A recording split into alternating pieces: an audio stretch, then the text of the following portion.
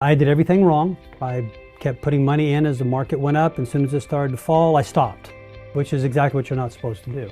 Teachers didn't make a whole lot of money, and he was out trying to make his life better by being smarter, applying what he learned, and trying to buy the right stocks at the right time. Early on in my career, he was probably my biggest client. This is Small Business Celebration, where we introduce you to successful small business owners at their place of business so that you can learn something that you can use today to grow a strong and profitable business and get your next big breakthrough. Wow, Michael, this coffee is really cold. Well, our guest said that retirement is the world's longest coffee break, so I made coffee to match. Not what he meant. Oh. Welcome to another fantastic episode of Small Business Celebration. This week we're going to be talking about, okay, you bet it all on your business and it's starting to work out, but now you want to start thinking about retirement. How do you catch up?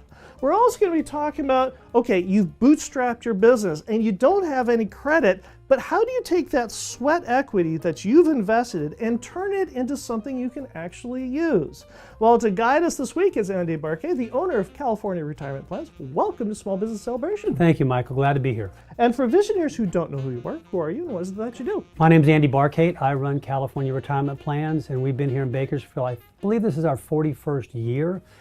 All of us want to retire once, and we want to stay retired. What possessed you to get into financial planning? Or was it one of these situations you were at the golf course and you saw the guys with the really expensive golf carts and said, I want one of those?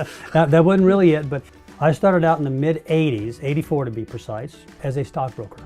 I started out with Dean Witter Rentals. That was back when there was a Dean Witter. Things were a lot different back then. I'm not even sure if the title stockbroker even exists anymore, even though people do buy and sell stocks.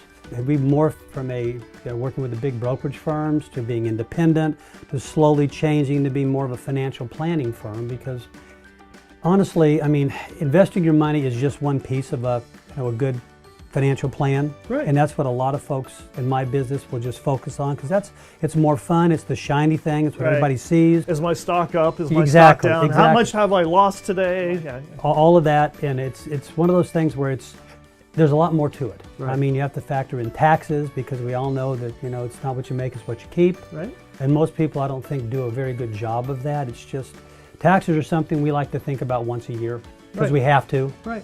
But if you do a lot of tax planning, especially in a business, you'll keep a lot more money in your back pocket, which lets you save more money, which lets you have more money down the road to spend when you retire. So it all works together. And there's other things like understanding how to use the income sources you're going to have. Social Security, maybe if you have a pension, and if you're a business owner, chances are you're not going to have a pension. Your spouse might, right. But it all wraps together, and you can't just optimize one area and really hope for the best in the others, because you're making money in one area and giving it back in another, and you don't want to do that. You know how long it takes the average beneficiary to spend their inheritance? Just wild guess. 15 years. 11 months. Oh, jeez. Yeah, 11 months, right. Wow, why is that? It's just, I think they're, especially if they're younger, Right. They're still at that point of life where they're struggling a bit, they're raising kids and paying for houses, and then money's tight, and they see this windfall coming at them, and there's all these things they've wanted to do. They maybe have seen their friends do, that the new car, the new kitchen. I mean, and after you pay some taxes and you start spending your money in big chunks like that, it doesn't take a long time to have a pretty good sized chunk of money pretty much that's gone. So then you're back to where you were. There's a lot of people that are in their 40s, 50s, and 60s that are looking at, okay, I've got my business going, I want to go ahead and sell it, or I want to go ahead and invest it. And what is one or two big pitfalls that a lot of people don't think about when they hit retirement as far as expenses go? I think we spend a lot of time talking to our clients about expenses. It's not my job to tell you how to spend your money. Right. I just want to have a good idea of how you want to spend it. That's really the first target of a retirement plan or a financial plan, is making sure that there's enough income coming in to pay for the bills. Right. And that's different for everybody. But I think for a business owner, one thing we have to, and I'm a business owner also, so I have these thoughts going through my mind as well. How do we separate what we're spending on our business from what we're spending personally? As we slowly step out of that business, most of us will. Some may sell it, some may be, maybe there's a buyout to a key employee, or maybe you're going to hand it over to the younger generation if you're lucky enough to do that. But you have to know what your expenses are personally. Right. And a lot of business owners, they're mixed. I mean, this just happens. There's some personal bills like cars, fuel, cell phones. Somehow that gets paid for by the business. Well, when you're retiring, you're going to have those on your own. So you want to understand what your bills truly are when you are going to retire. And then you have the second question is, where's the money going to come from to pay for those bills? Right. And that's the first step of any kind of a decent financial plan, is to solve that question. There's also, as you get older, you get medical expenses. You do. Regardless if you get on Medicare or not, there are things that Medicare doesn't cover, or things that aren't covered by Medicare that are better than what Medicare provides that you need to pay for. True. I mean, Medicare is not a bad plan. It's actually a pretty good plan, and it's reasonable, the price. Now, most of the things it covers, but it doesn't cover things like eyes, ears, teeth. Right. Those things. And we all have them, right? So we're all going to probably need some help. And also there's quality of care too. If you have something where you want to do or have some procedure or some care which is a little bit out of the box, then in a lot of cases you're writing the check for that. Medicare's not going to cover a lot of it. And that can be anything from a medication to a procedure. Also what Medicare doesn't cover, which is a big thing that we talk about quite a bit in our office, it doesn't cover long-term care. And are we going to need long-term care? Maybe, maybe not. 50-50 shot. It's actually a little bit worse than that. Wow. But yeah, it's actually, if you do need it, it's usually going to be pretty expensive. That's one thing that can really wreck your financial plan, just having that big additional expense. So, and do you really want to saddle your partner or significant other with that expense? You know, a lot of people think they will. They think, oh, I'll take care of my spouse. Well, that's great. That's nice you have a spouse that's willing to think that way, first of all, but then you have to be practical. How long can you actually do that? There's medical care that's got to come with it, so you may not have that level of experience. And eventually you just, as people start to deteriorate, you've got to move them around. What other investments do you do that can help with cash flow now as they're building their business? Well, with cash flow, if you're looking at building a business, I think the cash flow you're going to have is mainly going to be coming from your business. But if it's trying to build a future cash flow that when that business slows down, there's several things. The main things I think you should look at are the different types of retirement plans that are available out there for a business owner. There's 401ks, profit shares, simple IRAs, SEPs, which are basically simplified employee pensions. They're all employer generated, so you have to be an employer to actually put one of those into place. They're all different, they're government plans, so you've got to figure out which one is going to suit you the best. And that money you're saving is just really, you're thinking it's deferred compensation. Instead of deciding to spend it, you're deciding to save it. And you get a tax break because you're not paying tax on it. It's going to grow tax deferred, we all know that. And the idea is you want to build enough of a chunk of money to be able to supply cash flow later that's going to help pay your bills. And again, that's going to vary for everybody, obviously, because everybody has different cash flow needs. But the types of areas you can put it in, besides just the vehicle of, say, a 401k or maybe a profit share plan, the investments, put them in things that are, for the time being, going to grow. If you're young, you want something that's going to grow, so you may be in something that's more tied to the market, mutual funds, ETFs, individual stocks. There'll be more volatility, but you'll also, over the long run, get more growth. And as you get closer to that magic period of time that we all want to get to when we retire, you want to start backing off and probably start doing that at least 5 years before you retire. Take the foot off the gas, so to speak, as far as risk. Because the market is going to fall. It's 100% probability. I don't know when, don't know what's going to make it happen, but it's going to fall.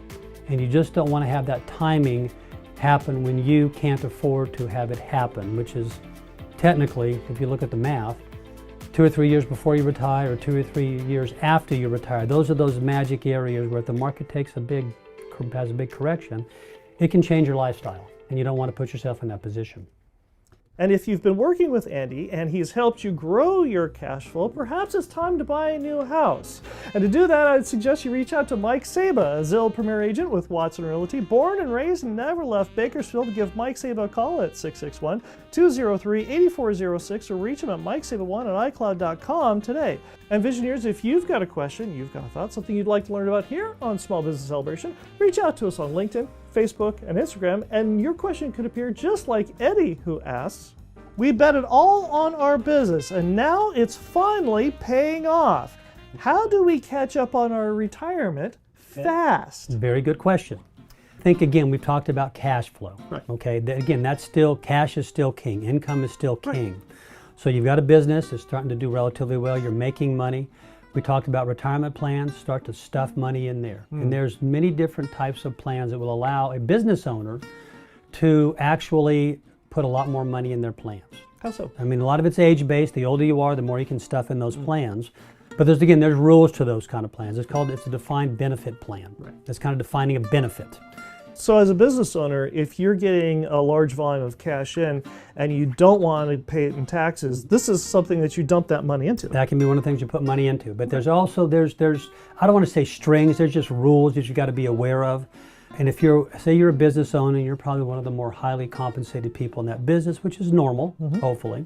You'll be able to put a lot more money in, but you've also got to look at the employee base you've got. Right. Because you might have to put some money in for them. Right. And that depends on how long they've worked for you, how much money they're making. So you want to have that analyzed for you before you just think, yep, I want to plop $100,000 into this retirement plan this year so I can defer paying taxes on it. We have to figure out how much you're actually going to get and how much is going to go to your employees.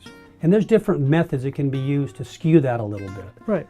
But the other thing I think to spend a lot of time on as a business owner, and this I think if you're a business owner is kind of intuitive, you want to control your costs. You always think about that in your business, right? Controlling costs, because lowering costs means you have more bottom line. Personally, in retirement is not any different. If you can figure out ways to reduce your financial footprint, so to speak, your costs, that's just going to be a better lifestyle you're going to have, because you want to generate free cash flow.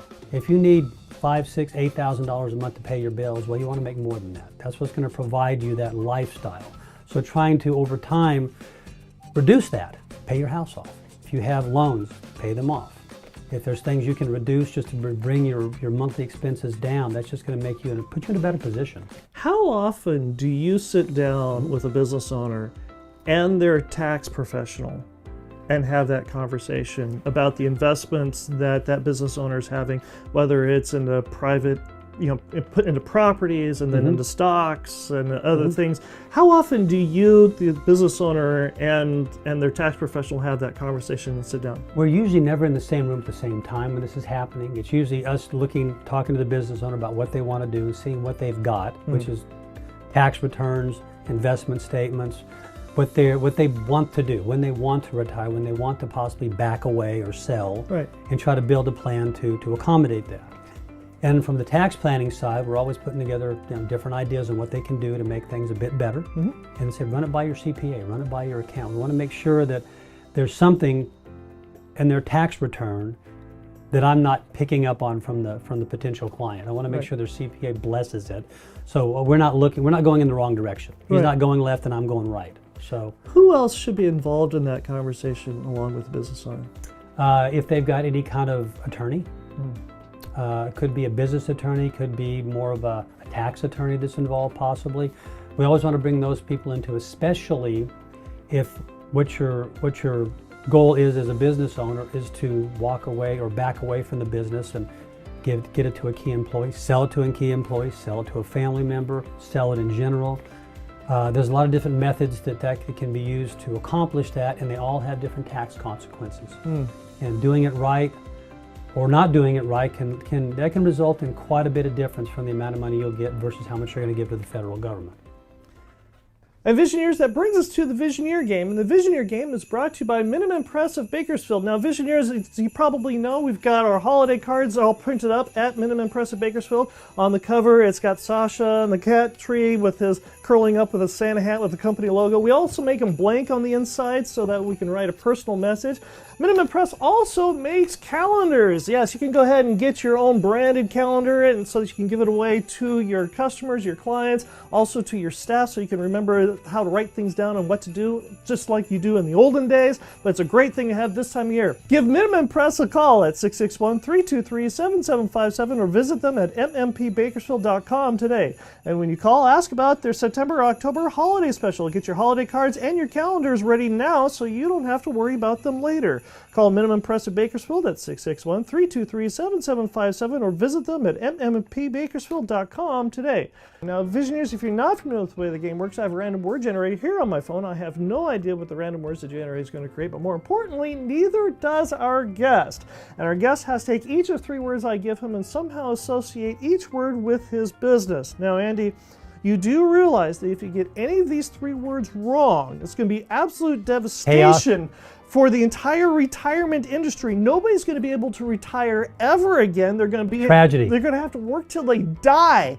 So make sure you get these 3 words. It's all on you. No pressure. No pressure at all. Okay, your first word is house.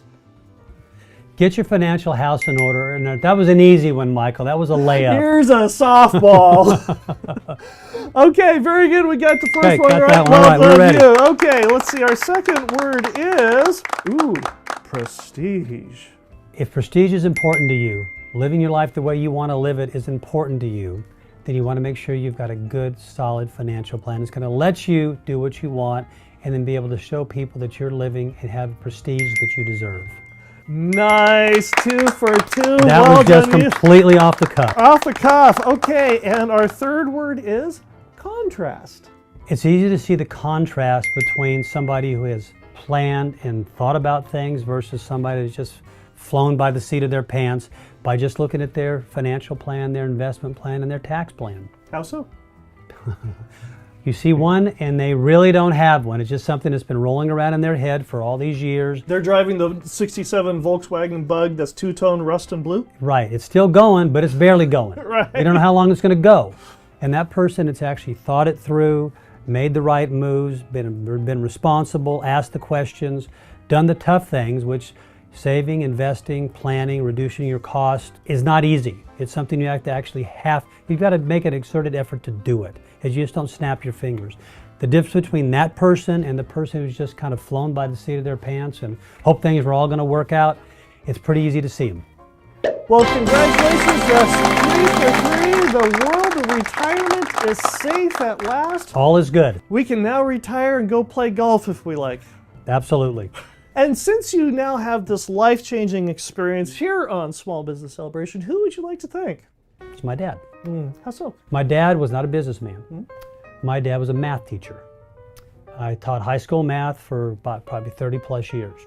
And he also liked to buy stock. And that was back in the day when there was no computers, there was no cell phones, there was no internet. I would see him back on his desk flipping through these stock charts. And again, those used to be mailed to him once a month.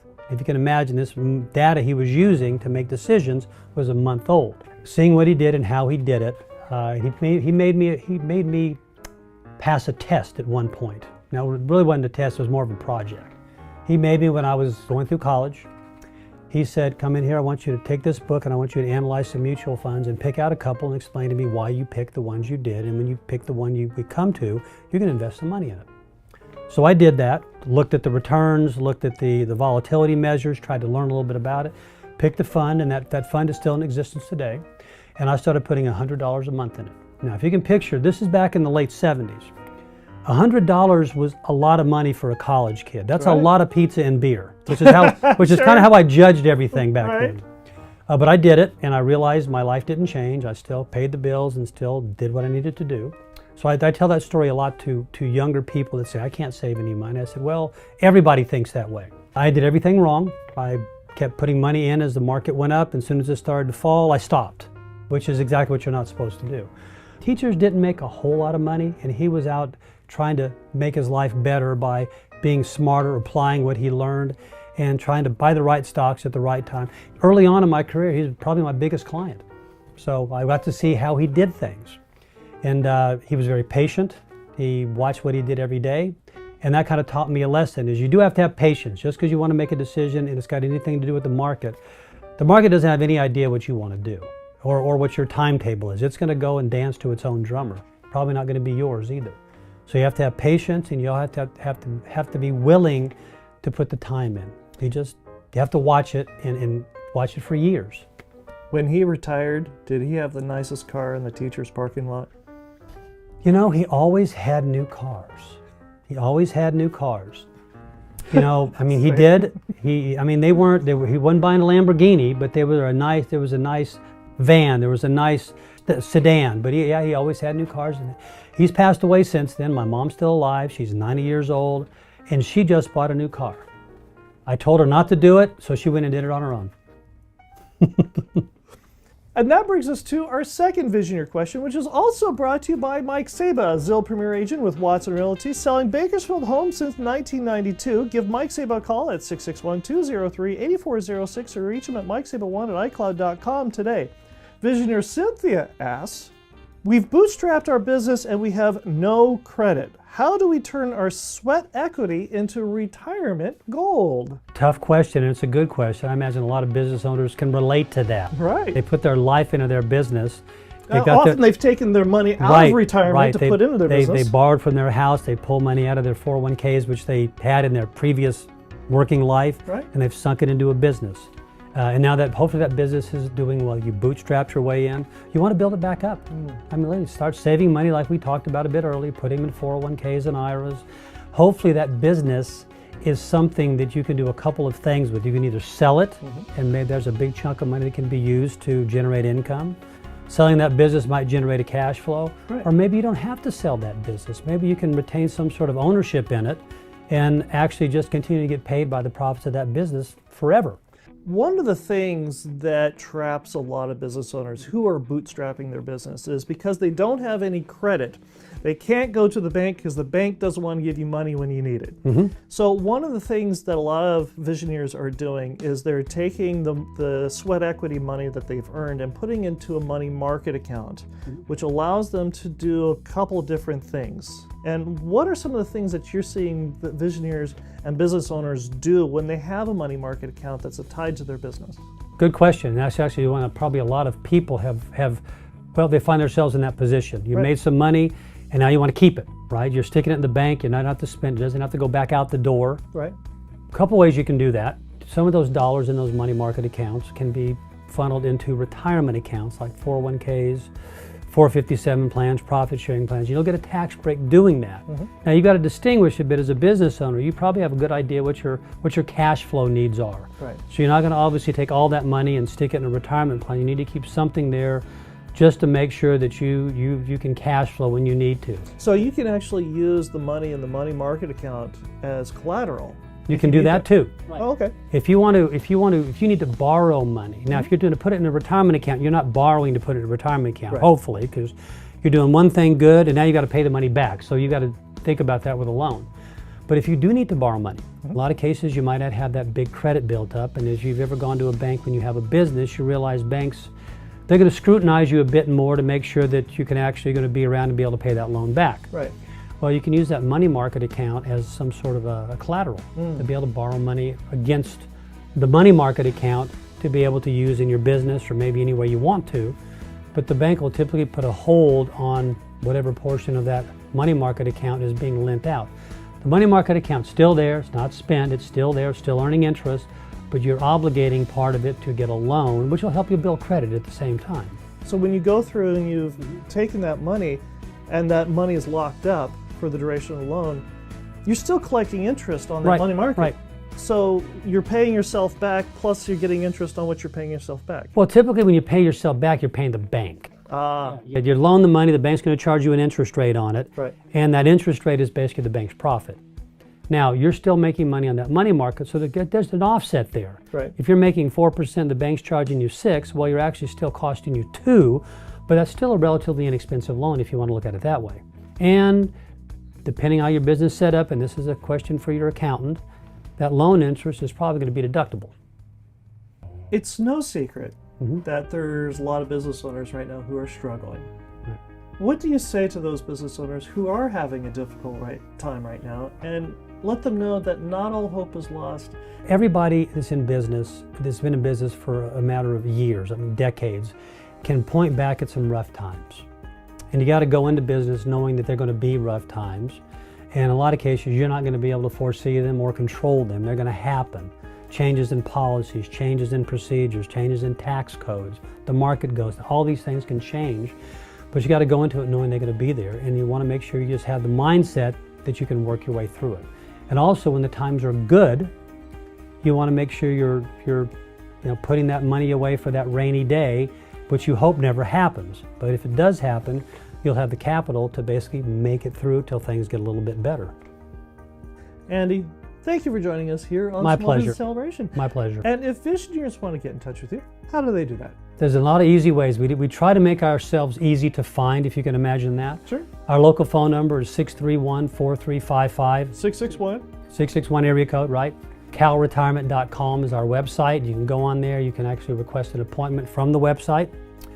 Our contact information is there. You can send us an email. We have people that will respond back to you. And make sure you're on my calendar. We can just sit and talk for a while. And I'll be right back with my final thought.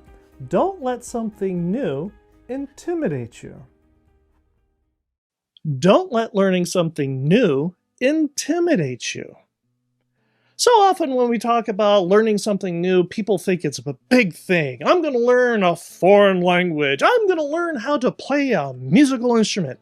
When in reality, learning something new is about taking things in bite-sized pieces. It's about, like on the coffee maker, how to turn that whoozy what's it just right so that the coffee comes out just perfect. Or learning that special little tidbit that makes you more social or makes you a better communicator this coming holiday season with people.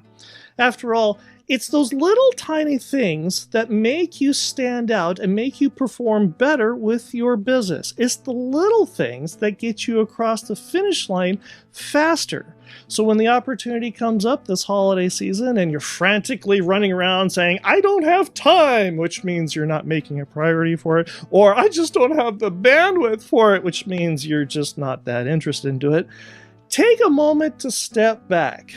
Take the moment to take the opportunity to learn those little tiny things and grow a strong and profitable business. Don't let learning something new intimidate you. I hope you enjoyed our conversation this week here on Small Business Celebration, and I hope you learned something that you can use today to grow a strong and profitable business. And we'll see you here again next week when we celebrate another small business making a big breakthrough.